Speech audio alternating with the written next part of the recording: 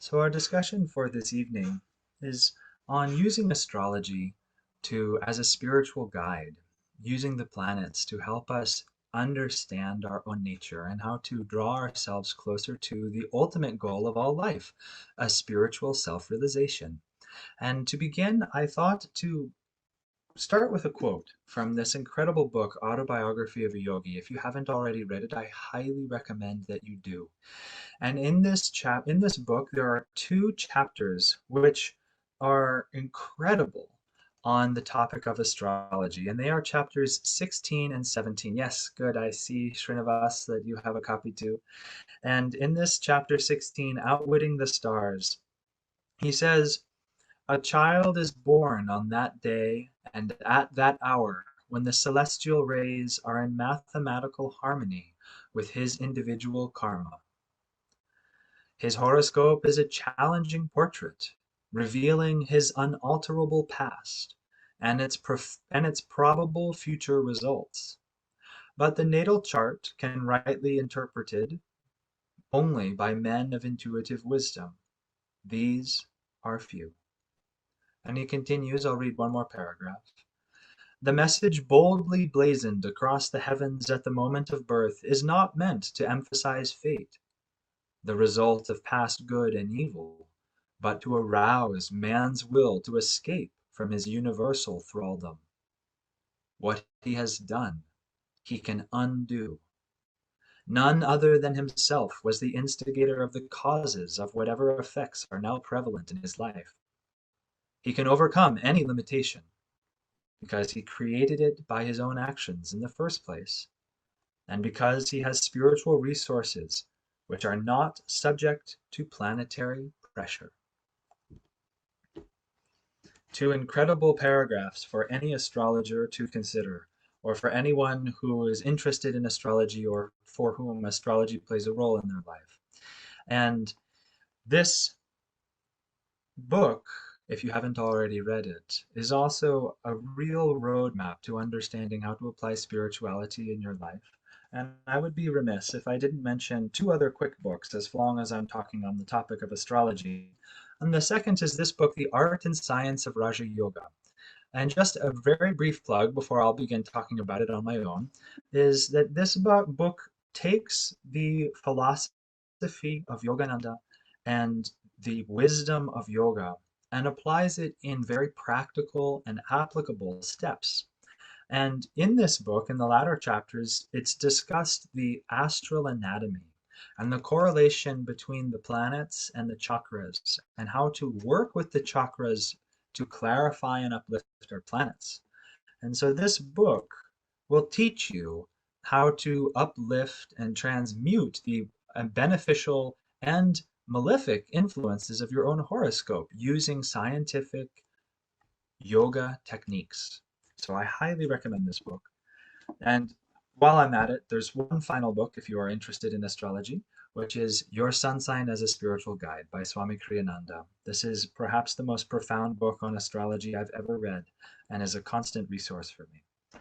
Now, to our topic, astrology as a spiritual guide. So as Yogananda says in this book, the birth chart, does not impose its will upon us, but rather it's simply a portrait of what we already are, based upon what we've already done. That is simply showing our karma, and therefore the probable outcome of our lives. And so the question arises, how can we use the birth chart not to simply predict likely outcomes, because in some cases that's actually not even very useful. As my mentor Rupada says, if you are entering into a long 18-year long Saturn period and perhaps going through a sati of 7 years of Saturn transiting over your moon, which, as many of you probably know, can sometimes be a little bit like being thrown into a karmic washing machine. Some of us would simply rather not know that there's nothing we can do for the next 18 years except for endure the hardship of the karma that we have in front of us, because it would be a little depressing if that were the only answer. But really, what astrology offers to us is not to become just the silent victims of some externally imposed factors in our lives, but as the book said, it is a prod to pride to remind us that all of those influences were generated by ourselves in the first place, and that we can generate a new energy to create a new and better future. And so the horoscope, when rightly examined, can show those qualities in us which may cause pain. But therefore, to the sensitive astrologer, to someone guided by wisdom, can help us also to see the shortcut out of that misunderstanding. Because that's really all that a horoscope could even possibly paint as far as malefic influences. Malefic influences are just misunderstandings, that we haven't yet understood a karmic lesson fully, or we have continually tried to avoid a particular karmic lesson. And so our friend Saturn, who makes sure that we pass all of our life's exams, will chase us down no matter how fast we run, to ensure that we learn those karmic lessons. And we might not appreciate that at first, but after we've learned his lessons, we recognize that there was perhaps no other way that it could have been done. And the interesting thing, too, about this approach to astrology is it can take even our beneficial qualities, even those sattvic qualities, and help elevate them to their maximum potential. Because when we approach astrology in light of self realization, every single planet has a spectrum of consciousness. That every planet can manifest itself as a villain and can manifest itself as the greatest saint that ever walked this earth. And the question is, what level of specific magnetism are you vibrating on? And the thing is, we all vary on this spectrum of consciousness daily. That if you wake up and you slept well and maybe you had a beautiful dream about God or about some devotional quality, maybe you have a beautiful sadhana or a nice meditation, a charming interaction with your family, and you step outside, it's a beautiful day and the sun is shining, the flowers are out, the birds are singing, then you may very well present a very different face to the world than had all of those situations been reversed. Had you been in chronic pain, had your family been falling apart, had your boss been about to fire you, and so on and so forth, you might be a very different person outwardly. And so what astrology can help us to do is to realize that we ourselves are the determining factor of our experience of life. And that, for example, let's take the planet Saturn, who is famous for being a malefic and for bringing pain and suffering and causing long delays or taking away things that we have worked hard to accomplish and things like this. But Saturn, that is a lower quality of Saturn's manifestation. But Saturn, that same planet, when elevated up in the spectrum of consciousness, manifests as perfect peace, as perfect detachment, as perfect surrender into God's hands, our lives. And so we can see exhibited in the lives of the saints, for example, that they too were born with an influence of Saturn, but they manifest it in a very different way. So, for example, if we take the example of Christ, I actually, it happened just was in the Holy Land in Jerusalem, but a few weeks ago, and a very unexpected turn of events that drew me there. And I got to walk through that holy city where Jesus Christ walked when he carried the cross from Calvary to where he was crucified. And as I walked through those streets and I stopped at the varying stations where it said that he fell and where he interacted with varying people, and I prayed to Christ and I tried to tune into his consciousness in that moment. And what I was amazed to discover was a sense of incredible surrender and expansion and freedom. Now that is an incredible expression of Saturn's consciousness. Because Saturn ultimately, if we all are familiar with what Saturn can perhaps represent, he represents the constrictive ray of our consciousness. And so if we are constrictive and concentrating on trying to hold in place, for example, the material plane, what is inevitable is that the material plane will change and that time will destroy all things. And so our attempt to hold it in a fixed place results in nothing but anxiety and pain and discomfort. And therefore we suffer. And that's the experience of oh so many people with oh so many Saturns in their charts. But then when we take someone like Christ, and Saturn represents the same quality of consciousness, the ability to concentrate, the ability to hold steadfastly to something. But instead of holding steadfastly to the material plane, Christ was holding steadfast to the will of God. And he was saying, Thy will be done. Whatever is thy will, Father, God. And as he was holding steadfast to that experience, the experience of God, never changes. And now, though everything may have changed around him, though even his body may have been destroyed, his fixity was ever in God, and therefore his consciousness was forever free. Same planet, very different experience. And so all of us have a Saturn. All of us suffer from a Saturn. That if you've ever felt a little bit anxious or worried or fearful, that's your Saturn acting up. And really, all it's telling you is that you're not yet fixed upon what is truly permanent. Saturn's ultimate lesson is what is truly lasting. And ultimately, of course, nothing in this plane of duality is lasting. And Saturn will teach us that lesson over myriad incarnations by grinding into dust all of our lives' deeds, and everything. But what it can never touch is what we become inside of ourselves.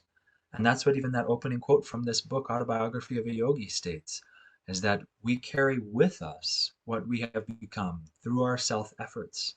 And so, for example, if we would wish to transpose our current state of awareness with the planet Saturn to a higher octave, all we need do is begin relating to more eternal realities, even within ourselves, those qualities within us which never change. It's an interesting introspective exercise, for example, to meditate upon your consciousness when you were a child, not your personality, not your intelligence, not your ability to communicate. But if you were to imagine having a conversation with yourself when you were 5 years old, not one that needed to take place with words, but that could happen telepathically, the essence of that 5-year-old version of yourself is very much probably the same essence that you carry in your heart today, and that you'll carry with your heart in your next incarnation, and so on and so forth, until that essence merges back with God. That is more of what Saturn is trying to find. So if you want to, for example, elevate how your Saturn plays into your life, meditate on the eternal qualities of life. Try and acquaint yourself with that inner part of your own consciousness which is changeless, which is deathless, which rests at the heart of all mutation.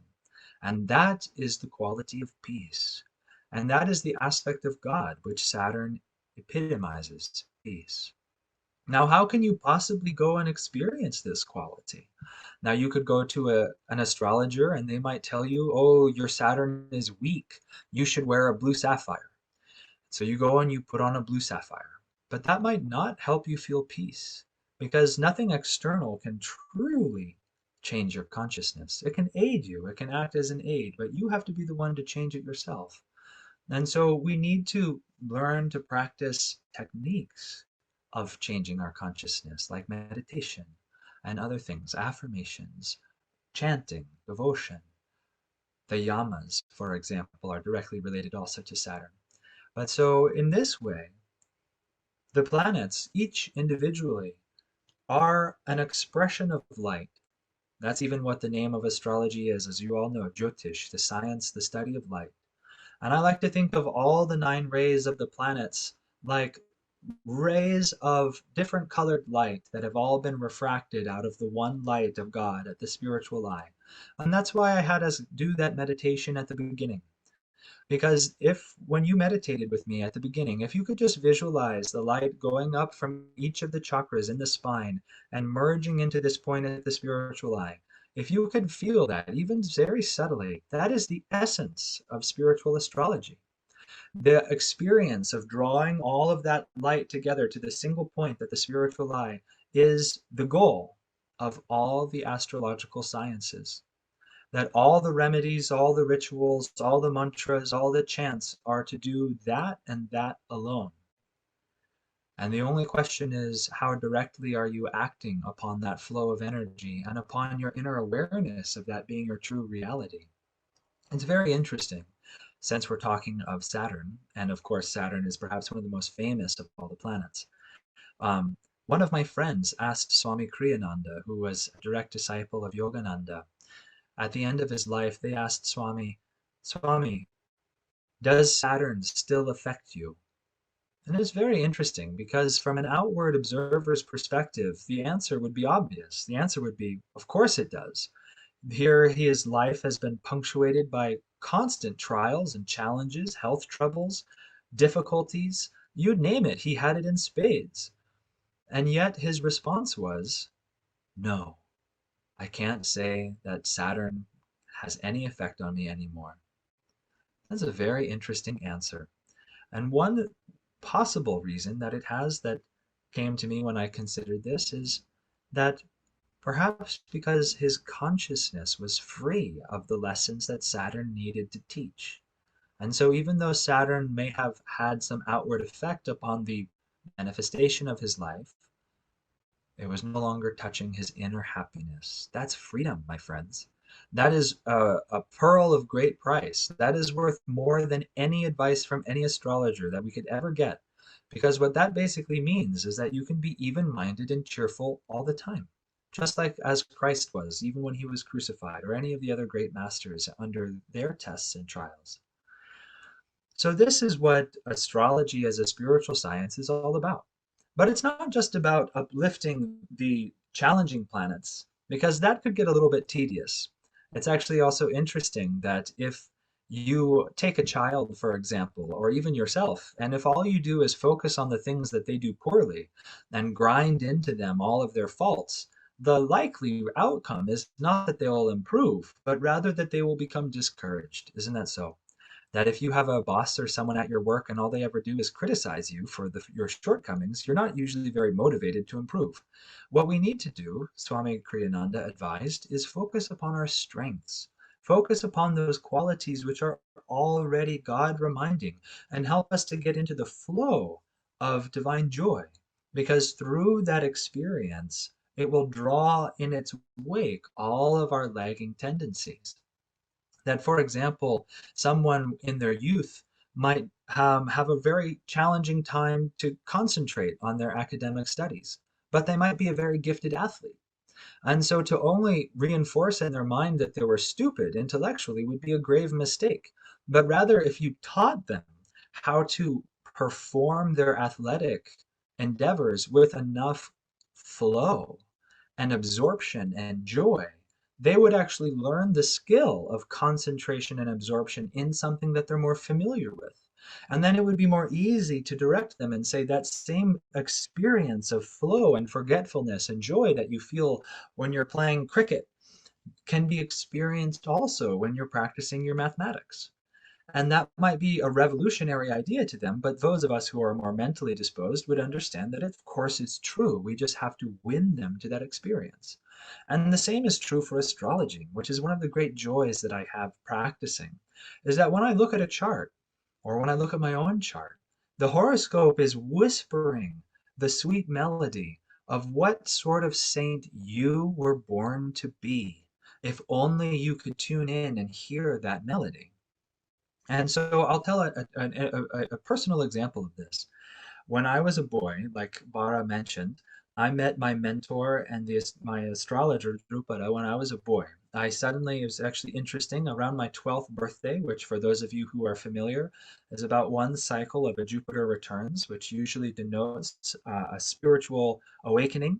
And right around 12 years old, I really suddenly woke up with this yearning to understand astrology and begin to study it. Perhaps that was God planting some seeds early in my heart, because God knows I needed them planted young. And at any rate, I found my way to my mentor, Drupada, and my mother came with me to my first reading because, after all, I was just a boy. And it was very interesting. He looked at my chart, he read my chart, and he talked with me for about 90 minutes.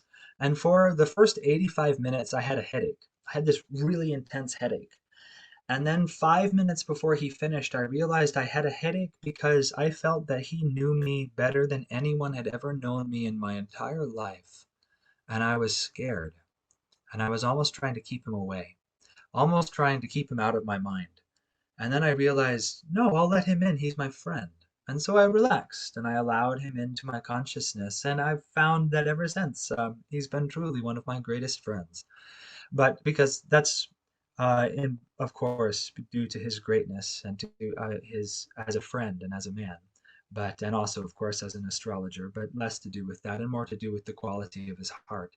But at any rate, what was very interesting was after the 90 minutes, he finished and he looked at me and he said, "Do you have any questions?" And I was so dumbfounded, I had no idea what to say. And so I sort of just gaped at him without anything to say, and my mother chimed in. And my mother, of course, had her own perspectives on me as a young man, and many of them were true. And one of the things she said to Drupada was, Keshava struggles a lot with anger, and he has a really fiery temper. And his temper comes out in his words and his mouth, and he often hurts people and gets in trouble. And we're not sure what to do about that. And what was very interesting was she used the phrase Keshava has this problem, that it's this negative quality. And Drupada interrupted her partway through and said very, very emphatically, this is not a problem.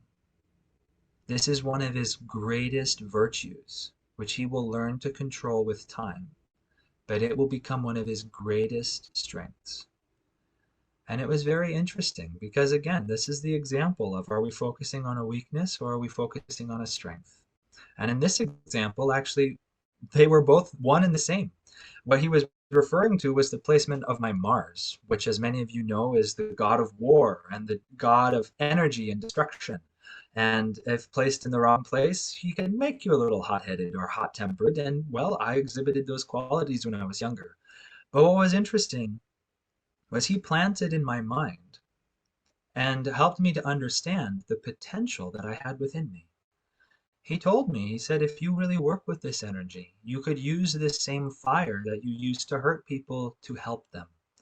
You could use it to help them grow, to help them realize their own strength, to be a channel of wisdom and courage. And he invited me to discover within that very quality a much nobler potential. And that conversation with him became a guiding light for me for about the next decade. And he gave me a number of practices, very simple things, and I'll actually share them with you just for fun, just to highlight how simple spiritual astrology can be. He said to me on Tuesday, the day of Mars, try to say nothing disharmonious, but use your words only for good. It's a very good advice for anybody with a hot-tempered Mars. And I took that to the best of my ability. And let me tell you, the best of my ability was not very good at the beginning, but I stuck with it and I persevered. And over time, I now have had a few Tuesdays where my words were nothing but harmonious. And I've learned how to make my words vehicles for encouragement rather than pain. And it's true that that very same quality, that very same energy and fire is now one of my greatest strengths. And I have seen it take me out of a lot of trouble and is now one of perhaps the guiding forces and power behind my spiritual sadhana, for example. And that I owe a debt of gratitude to him for helping me understand how to transmute a particular quality into a higher potential. And so all of us have this within us, and astrology can be very interesting and very helpful as a spiritual guide in this way. That if we look at our charts with the right perspective, we could see that even perhaps a seeming challenge, if twisted in just the right way, or redirected rather, could become a great virtue. And so I invite all of you, even if you don't have access to your birth charts or astrologer or whatever it may be, you don't actually need all of them. It's helpful. But I encourage you to look at your own nature in this way and to offer your nature to God, introspect, and try to identify all the different qualities that you have, negative or good, vice or virtue, and then ask, what would this virtue or vice look like if I truly surrendered it completely to God? What would it look like if a saint were manifesting it? Stubbornness would turn into steadfastness. anger might turn into incredible energy. Even something like um, violence or a tendency towards violence or extremism might turn into incredible dedication or tapasya. And just ask yourself, what could it look like? And then ask God, how can I transmute this quality? And then begin to pray for help. Because that's what also this quote said in Autobiography of a Yogi, is that we have powers beyond astrological influence, and those are the power given to us by spiritual truths, by the guru, by right technique, attunement, and all the other things that you can learn through Yogananda, through Swami Kriyananda, and any other true path. And this is one of the great joys of practicing astrology and being a yogi, is you get to watch yourself and you watch your friends and you watch all these horoscopes transform over time and become more and more of what they're truly meant to be, Jyotish, a study of light, unless a fascination with the darkness and with the shadows. So, my friends, Jyotish is the study of light, and that light lives in each one of us, in your chakras. And if you can learn to direct it in and up the spine towards the spiritual eye, you are practicing Jyotish in the truest sense. And you don't need to study any tomes, books, or ancient treatises. But if you go inside and can feel those energy centers and can uplift them to this point, you are doing the nobler half of the study of light. So I'll take some questions now, I think. Thank you so much, Keshava. But in this short amount of time, you were able to inspire and also give such wonderful tips or practices that we all can do in order to help this flow of energy. Now, since there are a few questions, and again, I encourage anyone who has a question to write it down to me personally in the chat. But since you were mentioning about that astrology being that inner aspect of raising the energy, so can you shed a little more light then? Why would anyone then go for an astrological reading or to wear some stones or things like that? Sure, that's actually really easy to answer.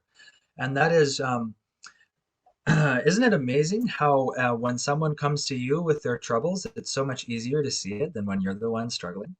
That, your friend comes and they're like, oh, I'm having all this trouble with this, that, and the other in my work. And you're sitting there thinking, oh my God, it's so obvious. If they just would stop doing this, all their problems would go away. And yet we're also blind when it comes to our own troubles. And so astrology is just sort of holding up a mirror for someone else to be able to see, or yourself if you study, to try and see yourself a little more objectively. And so going to an astrologer is helpful because they might present to you something which you are able to recognize as true. And then the second step of a true astrologer is that if they are guided by wisdom, by their guru, by God, by your guru through them, they would hopefully be able to act as an instrument to suggest right pathways to mitigate and to work through some of these karmic tests and trials. And so, for example, like I said, yes, it's true that when I was 12 years old and I had anger, a lot of fire and anger, that it would have been true for someone to tell me you should just work at uplifting the energy in your spine and you should practice Kriya Yoga. But I lacked the ability to do that rightly. I wouldn't have been able to accept and practice that advice. But try not to hurt people with your words every Tuesday. And even if that means that you let it rip 6 other days of the week, I could practice that. That was on my level. And so this is why, for example, spiritual teachings come on all levels of consciousness, why the Bhagavad Gita can be interpreted on all different levels, is because we need different levels at different times and based on different strengths or weaknesses that we may have. Does that help? Yes, of course. Thank you. And, you mentioned that certainly about Saturn, that usually is a constrictive planet. And, most people think of it as a negative planet. And as you mentioned, there are very positive qualities with it. And does everyone have, apart from Saturn, is it possible for people that Saturn is actually very beneficial right away for them? Or perhaps that some other planet is not good, let's say, in your case with Mars, would like strengthen your Mars through some practice or stones would have been bad for you? or are there planets that are differently bad for different people? Yeah, so that's an interesting question and a very layered one, actually. And so, for example, there are some people for whom the planet Saturn is considered very benefic, very benevolent, because it rules parts of their lives that relate to Dharma and manifesting Dharma. But even in such conditions, Saturn is still considered to be a little bit of a tough teacher. And so, like recommending a 12-year-old, for example, to put on a blue sapphire for Saturn would be a really rare occurrence. In my practice, I would be very cautious about doing that because Saturn's kind of a tough guy no matter what. And really, like with Saturn, we're looking at refining, not necessarily overpowering with his uh, influence. But there are also times in life when a stone or externally magnifying a planet's potential in your life is useful. So, for example, in my own life, anecdotally, Mars is considered to be very benevolent, but yet he's still Mars, which means he's still a little tempestuous, a little accident prone, can be a little bit prone to violence and things like this. So, like, he's good, but don't let him get out of hand. My Mars is already strong enough, but interestingly, when I was going through a challenging period of time in my life, Drupada, my mentor, told me, you can put on a red coral for these 2 years. And so I eagerly rushed and I got a red coral and I wore the red coral. And what was actually funny was Divine Mother ordained to give me two red corals. I bought one and a friend brought me another. So I actually was wearing two, which I do not advise. Full disclaimer, do not do what I just said. But anyway, there I was wearing two. And actually, what was interesting was it gave me so much power. I was suffering from some depression and from some very challenging circumstances in my life, externally and emotionally.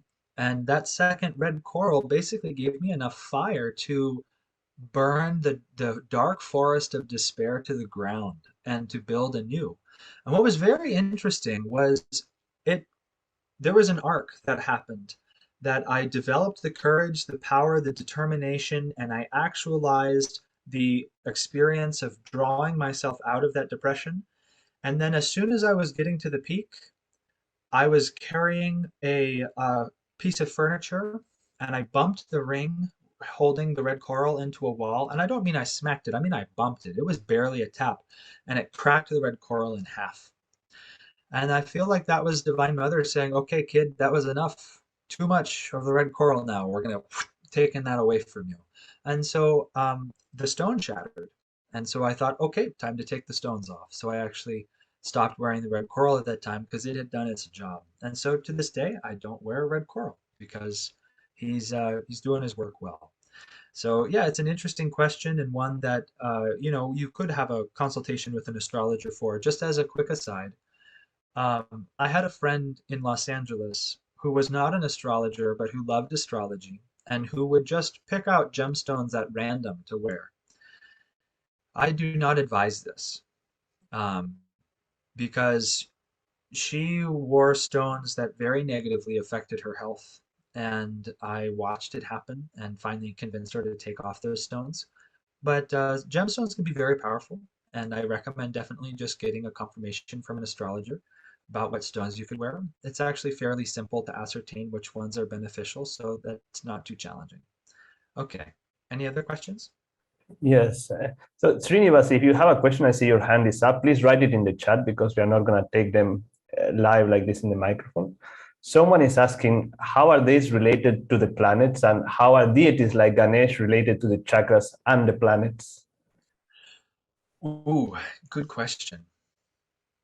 Um, so this is very interesting. There are some very traditional associations with deities to the chakras and to the planets, or to the planets rather. So, and also some traditional uses of them. So, for example, Ganesha Japa is very common way of mitigating a challenging Saturn because Ganesha is the remover of obstacles and Saturn is like the bringer of obstacles. Um, but we could talk about this at length, actually. I've had some very interesting conversations with Drupada about getting into the vibration of some of these deities and the vibration that they represent. So, for example, Shiva, of course, is a representation of Saturn. So if you wanted to get to know your Saturn and uplift Saturn, you could pray to Shiva, the king of the yogis, to help you relate to those more eternal truths, like I mentioned. Or you could pray to Kali, the dark goddess, to help you expand your consciousness to all infinity. And if you wanted to meet Mercury, a traditional deity that's associated with that is Narayan, the Lord of the universe. And it's beautiful actually there because Mercury relates to expanding your consciousness to be unified at the heart of all creation, which Narayan is. He is the sustainer of all creation. And we could go on and on. For example, Surya, the sun, he's the giver of light, the bringer of all life. Or you could do the Gayatri mantra, which is the light of the mind. And of course, that's like the spiritual eye. And so there are lots of beautiful correlations. And I've practiced many of these mantras or tuning into these deities to try and understand them more deeply from the inside to be able to recommend them more effectively in my practice. But it's real. And they can be very powerful. But I recommend most of all tuning into your guru. Yogananda, when he was asked what's the most powerful mantra, he said Om Guru, Om Guru. That you cannot go wrong with that mantra. And if you feel to tune into God in another form, that's fine and beautiful. But I would recommend really following your heart and asking your guru or a living representative of your guru to help guide you to that expression of God, which will be most helpful for you. And that may change. For example, some days there was a period of my life when I was going through Sati Sati, when Divine Mother was dancing her war dance of destruction in my life. And I chanted a lot to Kali and I prayed a lot to Kali because I felt she was destroying my life and I wanted to feel her love even in that destruction. And then, very interestingly, there was a period of time where I could not run away from Ganesha. People were giving me his statues without me asking. I think I accumulated about 13 Ganesha statues in the course of a year. And so I thought, well, he's obviously trying to get a hold of me. So I'll, return the phone call and prayed to him a little bit. And it was very interesting to develop that relationship. So be open with God, but most of all, give it to the Guru and see what he has to say. Right, thank you. Now, somebody is mentioning that they read on the news recently that Rahu and Ketu are going through a very long transit in 2022 and 23. Is there something you know about this, and also about Rahu and Ketu's seesaw experience and can be challenging? That's a great question. Yes, so Rahu and Ketu move pretty slowly. They take about 18 months to transit a single constellation, and just coming up in about 2 weeks or so, they are going to change signs and move into Rahu will move into the constellation Aries, and Ketu will move into Libra. And this will be a change of pace, certainly. And your question, though, about the experience of Rahu and Ketu being the seesaw is very interesting and very universal, and one that we should all pay attention to. Because actually, Rahu and Ketu relate also to the astral anatomy, excuse me. And this is a much lesser known fact that Rahu relates and is the outward expression of the Ida nerve channel. And Ketu is the Pingala, that these are the superficial channels of the spine that in which prana flows that keeps us bound to duality. And so really the whole spiritual path is about drawing Rahu and Ketu together, reuniting our spine and drawing the Kundalini energy back up to the sixth chakra. And how do we do that? But with every breath that we breathe, and with every reaction that we have, with every thought, with every feeling, with every act of our will. And so if you want to know if Rahu and Ketu are playing you out, all you have to do is tune into your breath and try and notice, is my inhalation as long as my exhalation? Are they balanced? And then the next step would be, am I still breathing? Because as long as you're breathing, Rahu and Ketu have you, but only when you go breathless have you merged them back together. And so if you want to discover what Rahu and Ketu are really, in their deeper level, you should practice Yogananda's technique Hong Sa. And this is a fascinating experience and practice to try and go very deep into that technique. Because Rahu, the inhalation, is the burst of new enthusiasm and new creativity, new vitality, God's life force manifesting in creation. And Ketu is the withdrawal away from duality, back into your inner self. And this only becomes a problem when those become externalized. But in and of themselves, those two qualities are actually quite incredible. And when you focus on the flow of the breath in a practice like Hong Sa, and you start watching the flow of the breath, not just as a physical phenomenon, but as a universal phenomenon that is occurring within you, the inflow of new hope and vitality, and the exhalation and the withdrawal away from all of life. It's like a small death. You have birth, life, and death in every single inhalation and exhalation.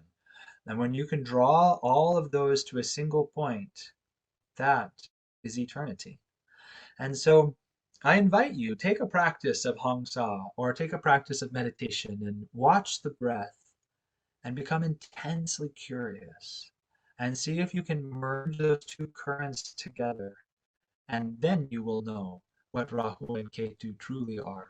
And you will know how they affect you in your own life. And pay attention to when your mind wanders and ask yourself why. And then the next time you find yourself getting overly excited in your outward world, take an exhalation and withdraw into yourself and realize and remember that in the end, all men die, and nothing is ever permanent. And the next time you feel yourself depressed or heavy or down at the end of the day, take a deep inhalation and remind yourself that every moment is ever new, ever conscious, ever existing bliss. And then take that exhalation and remember that that bliss is only ever present in your inner self, never outside of it. Every time you feel the despair that some solution won't work, take the inhalation and remind yourself that God lives in you, and so on and so forth in this way. This is Rahu and Ketu. And with Rahu in Aries will be like bursts of new self-awareness, creativity, courage, new directions. Ketu in Libra could be helping to mitigate old tensions among friends or families or things like this, or social groups. But that's another discussion. So that's a little bit about your own Rahu and Ketu. You don't need to go any further than your own breath. An interesting practice would be this, actually. When Rahu and Ketu are in Aries and Libra, there may be a tug of war between doing what you want to do and doing what would be helpful for other people, or like balancing the needs of others with the wants and the needs of yourself. And this is going to be a wonderful point of maturity and growth for the world in the next 18 months. And here would be a simple thing to practice. Next time you're with someone, tune into your own breath. Become aware of the rise and the fall of the breath in yourself and the rise and the fall of the energy within yourself. And then try and take it further and become aware of your own astral spine and your energy. And then watch their breath. See if you can watch their breath rising and falling in their body. See if you can become aware of the fact that they too are a soul, and that their energy too is circulating in the spine, up and down, just as yours is. And then see if you can synchronize your breath with theirs. See if you can breathe with them. And then as your breath aligns with theirs, see if by slowing yours you can help them to calm their breath and find their true center again. Or if you don't have the time and the awareness to do all of that, simply relate from your center to theirs. Remember that they are a child of God and try through your interaction to pray for them and to help them remember that as well. This would be a wonderful way to explore the quality that Rahu and Ketu will bring into the cosmos for the next 18 months. Thank you, Keshava. Can we have one final question that I think Sure. is very pertinent to everyone here? Somebody's asking, how can we trust the reading that an astrologer is giving us? And perhaps even further to say, what should one look for when, so to say, picking an astrologer to know that, they are actually being guided by wisdom and not just trying to make money? That's a good question. Intuition is the short answer. But I would say look into their eyes and ask yourself, do you see God there? Do you see truth there? And do you see humility? If you see any pride, I would walk away. Could be very tempting to become prideful and as an astrologer. And if there's any sense that they say, I know what this is, that's a red flag in my mind. Because how could you possibly know? But I think the sign of a good astrologer is that they say, I don't know, but perhaps God knows. Perhaps my guru knows. And if you feel from them a sense of harmony, and if during their conversation with you, you feel a sense of greater inspiration, a greater sense of hope, these are good signs. That when you're talking with someone, if an astrologer is reading your chart properly, you should never feel discouraged, but you should always feel inspired. That's what I would say. And I would pray also to your guru before asking for the astrologer to give you advice. And I would ask your guru, is this appropriate? Do you want me to do this? Is this in harmony with your will? And this is why. Like I said, I love astrology. I've been studying astrology for a while. And once I found another astrologer just accidentally when I was traveling. And he offered to do readings for myself and my friends who were traveling with me.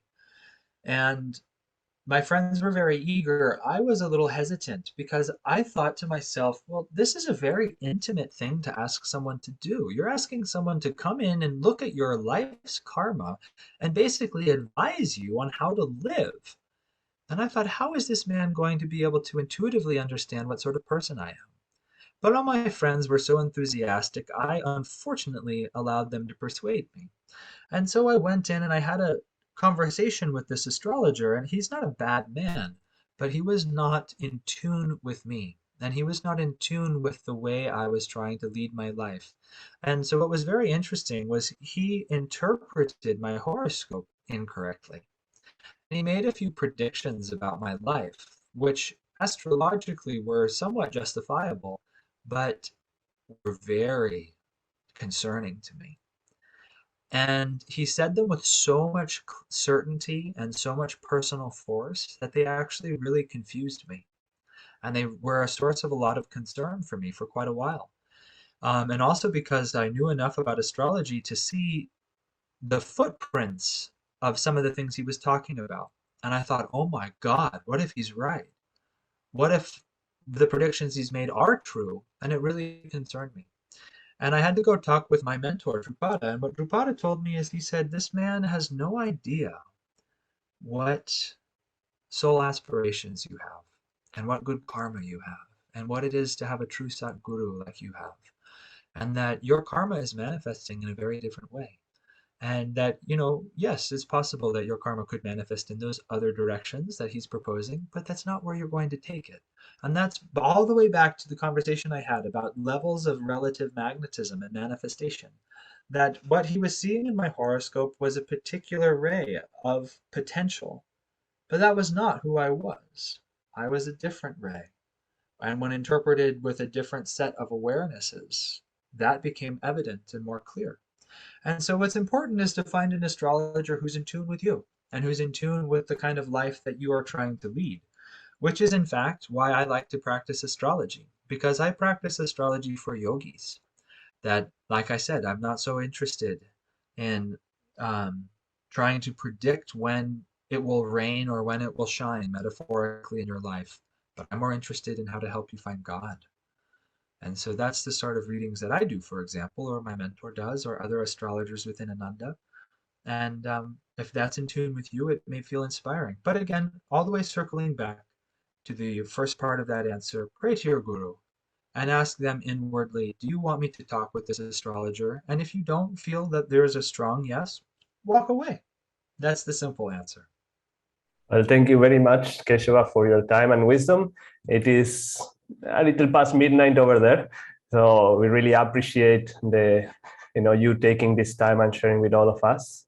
I wanted just to announce briefly to everyone that the recording of this session will be sent to you via email, and also that Keshava actually has an online course on spiritual astrology, which has 46 videos in which he goes through all of the planets give some theory about them and ways that we can practice this inner astrology primarily on how to uplift that energy of the planets. How can we be less ruled by that particular influence that they have on us, and how can we find that self-realization and live a happier life, if nothing else, without being so bound by these outward forces. So right now we also have it at a discounted price for around a week, and the link is in the chat if you are interested.